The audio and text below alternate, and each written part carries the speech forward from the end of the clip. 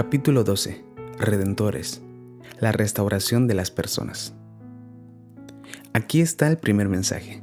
El Señor le dijo a Oseas: ve y cásate con una prostituta y ten hijos con ella. Esto ilustrará la forma en que mi pueblo me ha sido infiel, cometiendo abiertamente adulterio contra mí al rendir homenaje a otros dioses. Así que Oseas se casó con Gomer, hija de Diblaim, la cual quedó embarazada y le dio un hijo. Entonces el Señor me habló por segunda vez y me dijo: ve y busca a tu esposa de nuevo, y tráela de vuelta contigo y ámala, aunque ella ame a otro hombre, porque así es como el Señor ama a los israelitas, aunque ellos han preferido rendir homenaje a otros dioses y participan de las comidas especiales que les ofrecen. Así que la compré por 180 gramos de plata y 360 litros de cebada. Y le dije: serás mi esposa por mucho tiempo. No te portarás más como una prostituta durmiendo con muchos hombres, sino que me serás fiel. También yo te seré fiel. Oseas, capítulo 1, versículo 2 al 3. Capítulo 3, versículo 1 al 3. Era un mal momento para el profeta, ya que el pueblo había abandonado su fidelidad al Dios verdadero para entregar sus afectos a dioses falsos. Y aunque Oseas había confrontado la infidelidad del pueblo con un discurso ardiente, no había palabras capaces de derretir esos corazones helados. Entonces Dios habló a su profeta y le dijo algo que aún hace eco en la eternidad: a partir de ahora, tú serás mi mensaje viviente, encarnarás mi amor por este pueblo infiel y sentirás todo lo que yo siento.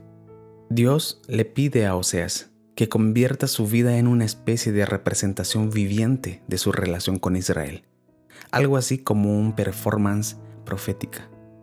Le pide que ame a una mujer hermosa, pero con serios problemas emocionales. Le pide que ame a una mujer promiscua que le va a ser infiel.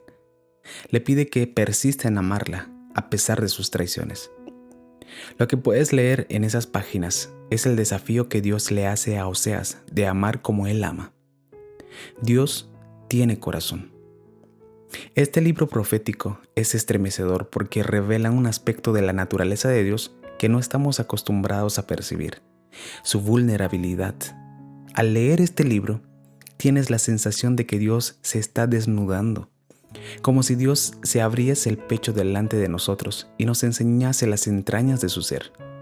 Y al exponerse de esta manera, descubrimos algo fascinante, algo que muchos ni siquiera sospechaban: que Dios tiene corazón y que ese corazón le duele. Me duele el corazón por ti. Oseas capítulo 11, versículo 8. Por muy sorprendente que pueda resultar, la Biblia dice que Dios el Creador, el Eterno, el Todopoderoso, el Omnisciente, el Santo y de 1000 atributos divinos más, tiene corazón. Obviamente, esto es un antropomorfismo, es decir, otorgarle al ser divino atributos humanos. Sabemos que Dios es espíritu, sin forma física y sin género. Pero cuando la Biblia dice que tiene corazón, es metáfora que describe una realidad divina con palabras comprensibles para nosotros. Un Dios con corazón es un Dios que siente, que responde y que experimenta. En otras palabras, es vulnerable a estímulos externos a Él. El libro de Oseas nos presenta a un Dios capaz de sufrir. ¿Y cuál es el motivo de su sufrimiento? Las personas. Las personas como tú y como yo, a las que Dios creó para amar y a las que dotó con el atributo que hace posible una relación verdadera. La libertad para elegir responder o no a su amor. La libertad para hacer lo que quieran con su corazón, incluso destrozarlo. Mientras escribo estas palabras, recuerdo el sonido del llanto de una amiga a la que su esposo le fue infiel. Ese sonido no se olvida. Hay muchas maneras distintas de llorar. Y ese día, mientras mi mujer y yo la abrazábamos fuerte, sus lágrimas brotaban desde un corazón destrozado por la persona a la que se lo había entregado en el altar. Al leer el libro de Oseas, tengo la sensación de escuchar el mismo sonido, como si no estuviese escrito con tinta, sino con las lágrimas de un amante traicionado. Casi al comienzo de la Biblia, cuando se describe cómo los seres humanos que Dios creó para amar usaron su libertad para traicionarlo y destruir su creación, el autor describe lo que ocurrió en el centro mismo de la divinidad. Entonces el Señor lamentó haber creado al ser humano y haberlo puesto sobre la tierra. Se le partió el corazón. Génesis capítulo 6, versículo 6. Otras traducciones lo expresan diciendo que le dolió el corazón, como si se lo estuviesen rasgando. A Dios se le partió el corazón. Fueron las personas a las que tomó el riesgo de amar, a las que les dio el poder sobre su corazón, las que tomaron ese regalo precioso y lo hicieron pedazos. Quizá las gotas que cayeron del cielo en el diluvio fueron las lágrimas de un Dios con el corazón desgarrado. La historia que encontramos en la Biblia es la de un ser que ama y sigue amando aún cuando no es correspondido. ¿Qué dice esto acerca de Dios? Quizá para algunos esta sea una perspectiva nueva. Estamos tan acostumbrados a imaginar la divinidad como una fuerza impersonal o como un conjunto de leyes que gobiernan el cosmos, que cuesta imaginarlo como un ser emocional. Nos es sencillo percibirlo como creador, como juez supremo, como conjunto de verdades, como sistema religioso, pero ¿como un amante? ¿Como alguien que toma el riesgo de hacer una declaración de amor a gente con libre albedrío? ¿Cómo alguien se hace vulnerable al dolor del rechazo por parte de su ser amado? Esta es una visión muy comprometedora para todos aquellos que nos llamamos sus seguidores. Pensar en esto me hace replantearme de qué se trata la Biblia. ¿Cuál es el argumento central de este drama del universo? ¿Es el manual del propietario? Amar es hacerte vulnerable. En realidad, la historia que encontramos en la Biblia es la de un ser que ama y sigue amando aún cuando no es correspondido. Cuando fijo mi mirada en Jesús clavado en esa cruz, el omnipotente metido dentro de esa delicada piel humana, desnudo delante de todos, en lo único que puedo pensar es en que se trata de la declaración de amor más grandiosa que se ha hecho. Jesús es el corazón que Dios le ofrece al mundo. Un corazón que estrujamos en esa cruz, pero que persistió en amarnos. ¿Y qué nos enseña su historia acerca de lo que significa amar de verdad? Nos enseña que amar es hacerte vulnerable exponiendo tus sentimientos primero, aún a riesgo de no ser correspondido. Amar es dar poder al otro para que te diga que no o te diga que sí, pero, en definitiva, para afectar profundamente tus emociones. Amar es correr el riesgo de que te estrujen el corazón. Set. Seguramente, Oseas se quedó muy sorprendido ante la extraña encomienda de su señor, pero obedeció. Se casó con Gomer, una preciosa mujer, pero con una oculta debilidad por las joyas, la ropa y los lujos. Al principio, parecía que el matrimonio funcionaba a la perfección. Hasta tuvieron 2 hijos. Pero con el paso del tiempo empezó a revelarse la ambición oculta en el alma de Gomer. Insatisfecha con la provisión de Oseas, que en vez de dedicar más tiempo a los negocios que les permitirían mejorar su estilo de vida, pasaba las horas orando a su Dios y predicando el mensaje divino.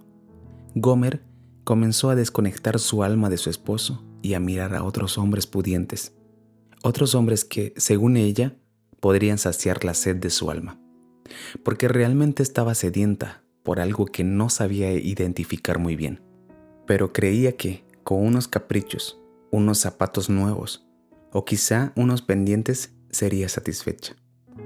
A pesar de haber tenido 2 embarazos, Gomer conservaba una figura atractiva y un rostro hermoso adornado con ojos capaces de prender el corazón de los hombres lascivos. Así que, impulsada por su sed, fue a beber de la boca de los otros hombres en secreto. Al principio eran hombres solteros que después de acostarse con ella, la recompensaban con un vestido, una joya u otro artículo lujoso. Pero la sed de Gomer la llevó a acostarse con hombres casados, que la pagaban bien por su silencio. Durante unos meses fue capaz de ocultar su doble vida, hasta que ocurrió algo que ya no pudo ocultar. Quedó embarazada de otro hombre, aunque ni siquiera estaba segura de cuál. Oseas sospechaba que aquello que su Dios le había dicho hace años estaba cumpliéndose, ya que su mujer había evitado acostarse con él durante meses y sus encuentros sexuales habían sido contados. Pero ella insistió en que ese bebé era de él. Hasta que después de dar a luz, Gomer decidió que no quería dedicar su vida a ser la esposa de un profeta pobre, ni la madre de unos hijos demandantes. Y tomando toda su riqueza acumulada, abandonó a su familia dejando una nota sobre la cama que decía: «Tengo sed de algo que tú no me puedes dar. Me merezco una vida mejor que esta y voy a salir a buscarla hasta quedar satisfecha». Llegados a ese punto del relato, sería fácil ponernos sobre una plataforma de superioridad y juzgar a Gomer por su acción. Pero, ¿somos nosotros mejores que ella? Creo que no. Al menos yo me he encontrado muchas veces bajo los efectos de lo que voy a llamar aquí el síndrome de Gomer. Se trata de tener una sed profunda en tu alma por algo que te haga sentir completo y buscar ser satisfecho en los lugares equivocados. En otras palabras, intentar saciar tu sed con el agua equivocada. La mayoría nos decimos a nosotros mismos que la razón por la cual permanecemos constantemente insatisfechos es porque sencillamente aún no hemos sido capaces de dar un buen sorbo. De esa manera, seguimos buscando desesperadamente más agua en otros lugares. Como Gomer, incluso podemos vender cosas importantes por un sorbo que nos prometa la satisfacción que nuestra alma sedienta anhela. El síndrome de Gomer me recuerda una conversación que Jesús tuvo con una mujer profundamente sedienta, en un pozo de la ciudad de Samaria bajo el sol abrasador de Israel. Esta mujer debía ser tan guapa como Gomer, porque contaba en su historial con 5 maridos, pero sin duda tenía serios problemas emocionales. Esta conversación revela cuál es la única fuente capaz de satisfacer el alma humana. En eso, llegó una mujer de Samaria a sacar agua. Jesús le dijo: «Dame un poco de agua». Pero como los judíos no se llevaban bien con los samaritanos, la mujer le respondió: «¿Cómo se te ocurre pedirme agua si tú eres judío y yo soy samaritana?» Jesús le contestó: «Si supieras lo que Dios puede darte y quién es Él que te está pidiendo agua, serías tú la que le pediría agua a Él y Él te daría agua que da vida. Cualquiera que beba de esta agua volverá a tener sed, pero el que beba del agua que yo le dé no volverá a tener sed jamás, porque dentro de él esa agua se convertirá en un manantial del que brotará vida eterna». La mujer le dijo: «Señor, dame de esa agua para que no vuelva a tener sed ni tenga que venir aquí a sacarla». Jesús le dijo: «Ve a llamar a tu esposo y regresa acá». La mujer respondió: «No tengo esposo». Jesús le dijo: «Has dicho la verdad en cuanto a que no tienes esposo, porque has tenido 5 y el que ahora tienes no es tu esposo». La mujer le dijo: «Señor, me parece que eres profeta». Juan capítulo 4, versículos 7 al 10, versículo 13 al 19. El Evangelio presenta esta escena diciendo que Jesús y la samaritana estaban solos en el pozo. Entonces Jesús le hace una petición muy provocadora: «Dame un poco de agua para beber». Es fácil perder el impacto de esta conversación si no se conoce la cultura hebrea de aquel siglo.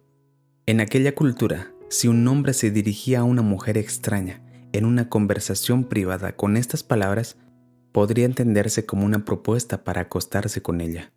Beber del agua de una mujer era un eufemismo en la cultura judía, muy utilizado en los proverbios, para referirse a mantener relaciones sexuales con ella. Sin ninguna duda, no era la primera vez que un hombre extraño le hacía una propuesta semejante a esta, ya que tenía un historial de promiscuidad bien conocido en la ciudad. Pero Jesús realmente no quería tomar el agua de esta mujer, sino quería ofrecerle un agua viva capaz de satisfacer su alma por toda la eternidad. Pero, ¿por qué Jesús comienza la conversación de una manera tan provocadora? Porque Jesús sabe que el camino más rápido al llegar al corazón de una persona es a través de una herida. y esta es la herida de esa mujer. Rápidamente Jesús conecta los puntos en la conversación. Conecta la sed de esa mujer con su historial de promiscuidad. En otras palabras, Jesús le dice: has intentado saciar tu sed con el amor de los hombres y has corrido de la cama de un hombre a otro para descubrir que sigues teniendo sed. Esto es porque tu alma anhela una clase de amor que no se puede obtener de ningún hombre. Tu alma ha sido diseñada para ser completada con el amor de Dios. Ese amor divino es la única fuente capaz de satisfacerte eternamente. Al igual que Gomer y la samaritana, podemos usar las relaciones románticas como fuentes para saciar la sed de nuestra alma. Pero si hacemos esto, quedaremos insatisfechos. Correremos el riesgo de usar el afecto de las personas para calmar nuestra sed momentáneamente, hasta secarlas completamente y terminar despreciándolas por no habernos satisfecho. Podemos hacer esto una vez tras otra, absorbiendo desesperadamente cualquier trago de amor que alguien nos ofrezca, hasta que, como adictos, seamos capaces de entregar cualquier cosa por nuestra dosis del día, incluso capaces de destruir cosas hermosas por una gota más, pero mañana volveremos a tener sed. La subasta. Regresando al relato de Oseas, no sabemos con seguridad cuánto tiempo estuvo Gomer entregando su cuerpo a cambio de dinero, pero lo que sí sabemos es que la que comenzó siendo una prostituta del lujo terminó siendo una simple ramera despreciada por sus clientes. Probablemente Gomer envejeció, se enfermó o simplemente dejó de tener interés para los hombres, y la que había sido tan bien cotizada en el pasado, ahora rogaba a los hombres por un servicio más que le permitiese cubrir sus gastos. La deuda de Gomer fue creciendo hasta que la situación se hizo insostenible y sus acreedores tomaron posesión de ella. Literalmente, se convirtió en una esclava poseída por aquello que creía poseer. En algún momento, le llegó la noticia a Oseas de que la mujer que legalmente aún era su esposa iba a ser subastada como esclava en el mercado de la ciudad vecina. El profeta, con el corazón destrozado y un torbellino de emociones, no sabía lo que debía hacer. ¿Debía abandonarla a su suerte? Al fin y al cabo, era justo el castigo que estaba recibiendo. Confundido, acudió a Dios llorando para exponerle su caso, y obtuvo su respuesta. Oseas, ¿recuerdas que hace años te dije que serías mi mensaje viviente, que encarnarías mi amor por este pueblo infiel y sentirías todo lo que yo siento? Ahora ama a esta mujer, paga su deuda y tráela de vuelta a ti, para que Israel entienda qué significa el verdadero amor. No me atrevo a afirmar que obedecer a la voz de Dios fue una decisión fácil, pero lo que sí sé es que cuando alguien responde al desafío del amor, el Espíritu Divino le da poder para hacer lo que parece humanamente imposible. De eso no tengo ninguna duda. De manera que, Oseas fue al mercado de esclavos y se quedó mirando a Gomer desde lejos, mientras la traían y la colocaban en el banquillo. Allí estaba su esposa, a la que habían despojado de su ropa, totalmente desnuda ante la multitud. Esa miseria humana no era más que la sombra de aquella preciosa jovencita a la que besó por primera vez en su boda. No había ya ninguna belleza que la hiciese atractiva. El subastador la señaló con un palo. Le ordenó que abriese la boca para enseñar sus dientes, como se hace con el ganado para demostrar su nivel de salud.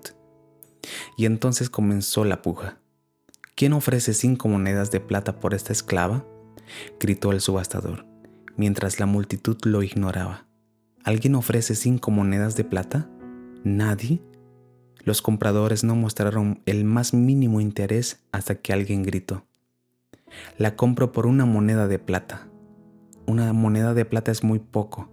¿Quién ofrece 2?», intentó animar el subastador a unos compradores que no estaban interesados en la mercancía. «La compro por 1 moneda de plata», volvió a insistir el único que parecía interesado en ella. 1 moneda de plata es lo que vale una mujer en esas condiciones. 1 moneda de plata a la 1, comenzó a contar el subastador. 1 moneda de plata a las 2, continuó. hasta que de repente el amor verdadero rompió el silencio. Ofrezco 15 monedas de plata, 5 canastas de cebada y una medida de trigo, gritó Oseas mientras todo el mundo enmudecía. Pero esa mujer no vale lo que estás ofreciendo por ella, exclamó el vendedor sorprendido. Estoy dando por ella todo lo que tengo, porque eso es lo que ella vale para mí. Y cubriendo su desnudez con una sábana, Oseas tomó a Gomer entre sus brazos y la cargó de vuelta a casa. Y mientras se alejaba de la multitud, gritó al pueblo: Oye Israel, pobre esclava de los ídolos a los que has entregado tu corazón, así es como te ama tu Dios. Redentores. La Biblia usa una palabra muy poderosa para describir lo que hizo Oseas con Gomer: redención. Si has leído la Biblia, te habrás dado cuenta de que esa palabra aparece varias veces para referirse a lo que Jesús hizo por nosotros en la cruz. Redención es una palabra que surgió en una atmósfera infernal, dentro de los mercados de esclavos de los imperios, donde se exhibían a los hombres, mujeres y niños como si fuesen cosas que comprar, donde se les denigraba como si fuesen animales. Esta palabra representa algo del cielo dentro del mismo infierno, porque redimir significa liberar a una persona de la esclavitud mediante el pago de un precio. Cuando alguien redimía a un esclavo, se hacía cargo de su deuda y lo liberaba. No solo eso, sino que además le devolvía su dignidad perdida. Por lo que me atrevería a decir que un redentor es alguien que hace que el cielo invada la vida de otra persona, cuya realidad podría considerarse un auténtico infierno. En otras palabras, un redentor es alguien que arremete contra las fuerzas que destruyen al ser humano y se compromete a ser un restaurador de vidas rotas por el pecado. Eso es lo que Oseas hizo por Gomer. ¿Y no fue eso lo que hizo Jesús por nosotros en la cruz? Ella se había endeudado a causa de sus errores, hasta convertirse en una esclava de sus pasiones. Pero Él, para traerla de vuelta a casa, estuvo dispuesto a pagar. Penetró en las entrañas del infierno para liberarla. Se atrevió a ser un portador del cielo sobre una vida arruinada. Eso representa un amor de redentor, una clase de amor que está dispuesto a pagar el precio para traer de vuelta al otro a la relación. Un amor que restaura en el otro la dignidad perdida. Eso es exactamente a lo que Dios nos desafía a través del ejemplo del profeta Oseas. ¿Qué haces cuando la relación se está convirtiendo en un infierno? ¿Cuando se acumulan ofensas del uno contra el otro? ¿Cuando los reclamos ganan terreno, las palabras suenan a gritos y las miradas representan reproches? ¿Qué haces cuando se acumulan deudas en la relación y están a punto de convertirse en esclavos de sus pasiones? Nuestra forma de tratar lo creado refleja lo que sentimos por su creador.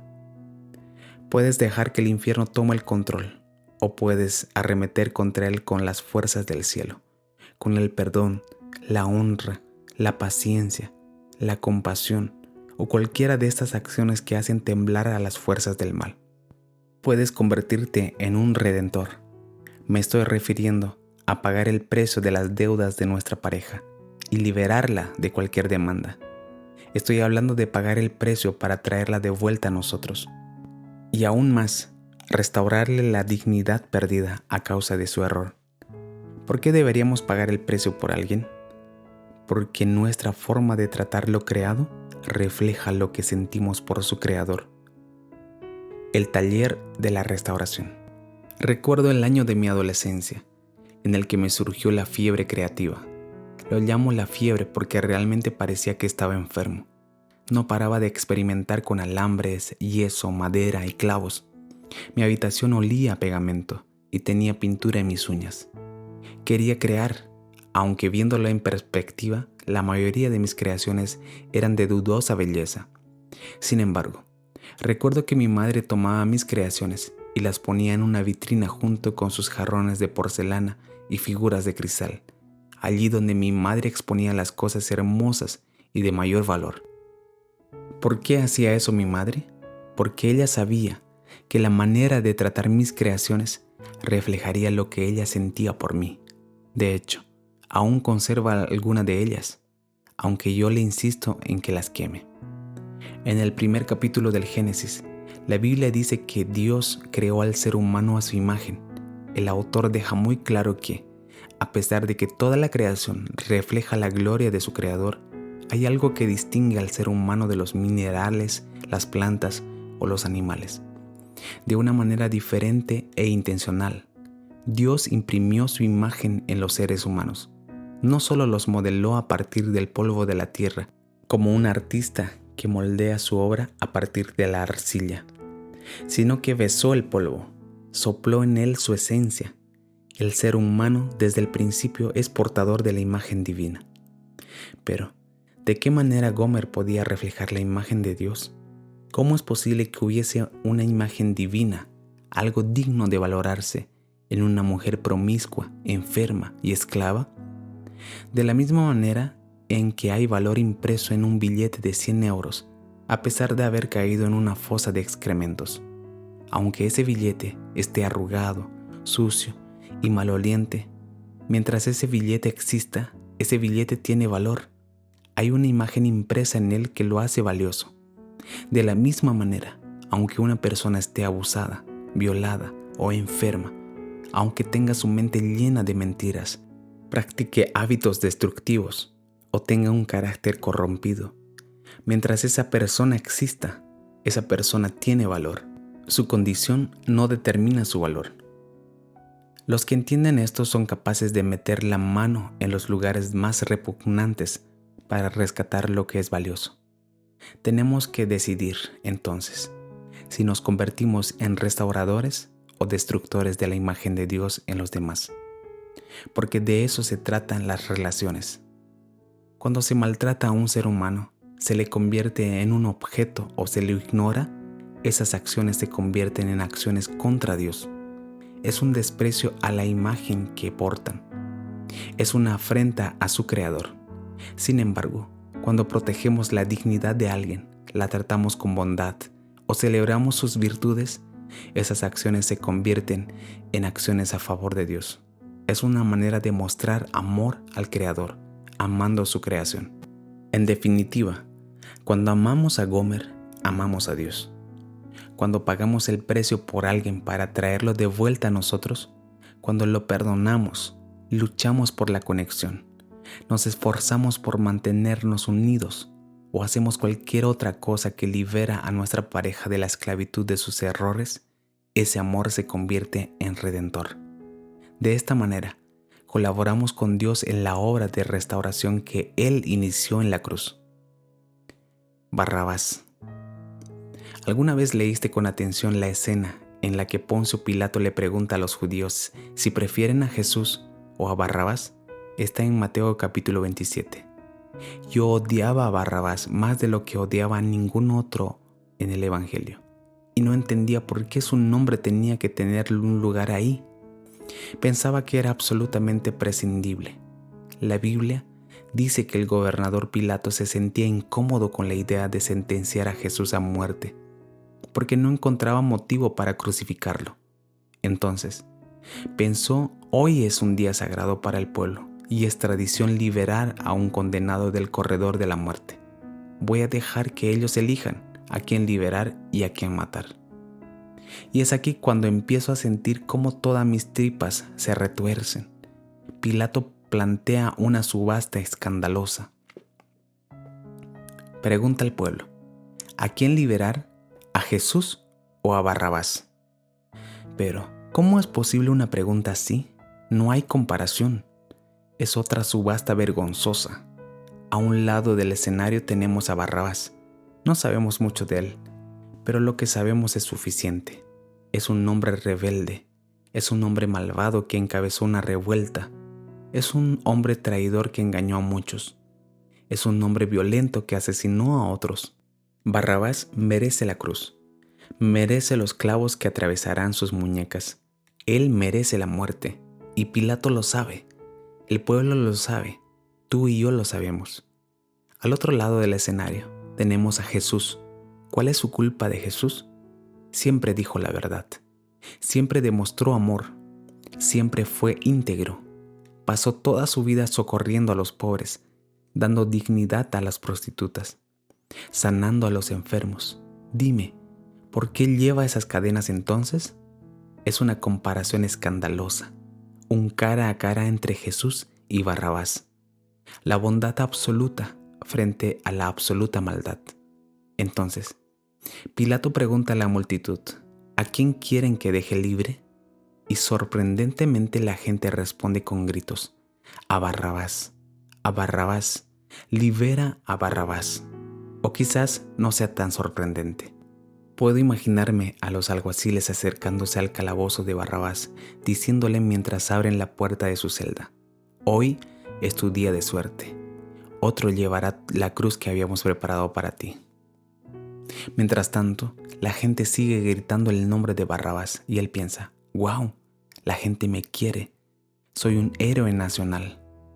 Pero qué inconsciente es ese hombre, no tiene idea de lo que está pasando. No se trata de él, se trata de Jesús. Y este es el momento de la historia que más odio. Barrabás caminando hacia afuera del calabozo, celebrando su libertad, se cruza con Jesús, quien comienza a cargar la cruz que lleva su nombre. Pero ¿qué crees? No hay una mirada de agradecimiento hacia Jesús, ni unas palabras de consideración. No tiene ni una pizca de respeto por aquel que le está sustituyendo. Y ahí es cuando deseo entrar en la escena y matarlo. Yo soy Barrabás. Siempre he sentido rabia al leer este episodio del Evangelio, hasta que el Espíritu de Dios me confrontó en medio de mi furor y me dijo, ya basta, no puedes odiar a quien yo he amado. Esas palabras me conmocionaron, sacudieron mi alma profundamente. Pude escuchar a Jesús diciéndome, yo amé a Barrabás, y me quedé callado en ese escenario, para que él quedara libre. Pero Jesús, Barrabás es un hombre malo, intenté razonar con la voz de Dios. Sí, pero lo amé, y guardé silencio por amor. Como guardé silencio por ti, concluyó la voz de Dios. Entonces, pude entender lo que no había entendido hasta el momento. Yo soy Barrabás. Soy yo y tú también. Podemos engañarnos a nosotros mismos diciendo, yo no soy tan malo como Barrabás. Puedo consolarme comparándome con otros y sintiéndome más bueno que ellos. Pero la verdad es que uno no entiende lo sucio que está hasta que se compara con la pureza de Jesús. Él siempre dijo la verdad, mientras yo he pulido mis mentiras. Él perdonó a sus ofensores, mientras yo he justificado mi rencor. Él cedió a los pobres, mientras yo he codiciado las riquezas de mi vecino. Él amó con pureza, mientras yo me he vendido a la lascivia. Yo soy Barrabás, más de lo que soy cualquier otro personaje en la Biblia. Entonces, mi perspectiva cambia. No veo la historia desde afuera, la veo desde dentro. Me veo en ese escenario cara a cara con Jesús, sabiendo quién es Él y quién soy yo.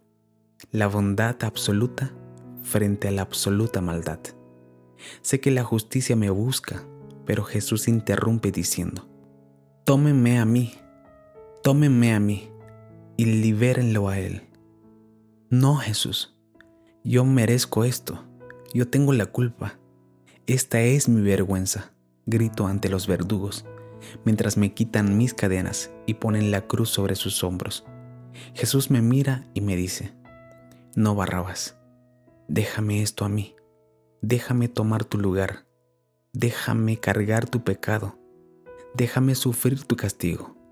Y mientras carga la cruz que yo merezco y recibo un indulto que no entiendo, puedo verlo caminando hacia el lugar donde será quebrantado. Mientras yo estoy de pie como un hombre libre, cuando toda la justicia de Dios está a punto de aplastar a Jesús, su amor me susurra. Vive, Barrabás, vive, yo moriré por ti. El amor verdadero. Lee como nunca leíste estas palabras. Dios nos demostró su amor enviando a su único Hijo a este perverso mundo, para darnos vida eterna por medio de su muerte. Eso sí es amor verdadero. No se trata de que nosotros hayamos amado a Dios, sino de que Él nos amó tanto que estuvo dispuesto a enviar a su único Hijo como sacrificio expiatorio por nuestros pecados. Primera de Juan, capítulo 4, versículos 9 y 10. Si aún no te ha transformado el amor verdadero, es porque aún no has descubierto a Jesús. Mira la cruz. Mira a Jesús clavado, desnudo y rasgado en esa cruz y pregúntate por qué. El Evangelio dice que lo que mantuvo a Jesús clavado en esa cruz hasta el final no fueron los clavos, fue el amor a ti. El escándalo de la cruz es que fue una sustitución. Jesús tomó tu pecado y te regaló su justicia, y al hacerlo, Dios trató a Jesús con el castigo que tú te merecías, para que Dios te trate a ti con el honor que Jesús se merecía. Jesús murió tu muerte para que tú puedas vivir su vida. Lo que quiero decir es que estás ante el trono de Dios como si fueras Jesús, porque en esa cruz Jesús estuvo delante de Dios como si fuera tú. Esa es la mayor declaración de amor que existe. Ese es el amor verdadero, y fue por ti, Barrabás. Eres amado con un amor tan real, tan intenso, incondicional, puro y eterno, que tu mente no puede procesar todas sus implicaciones. Es un amor que aún sigue conmocionando al universo, que hace aplaudir a los ángeles, temblar a los demonios, maravillarse a los teólogos, confundir a los filósofos, inspirar a los poetas y reír a los niños. ¿Qué tal ahora vivirlo?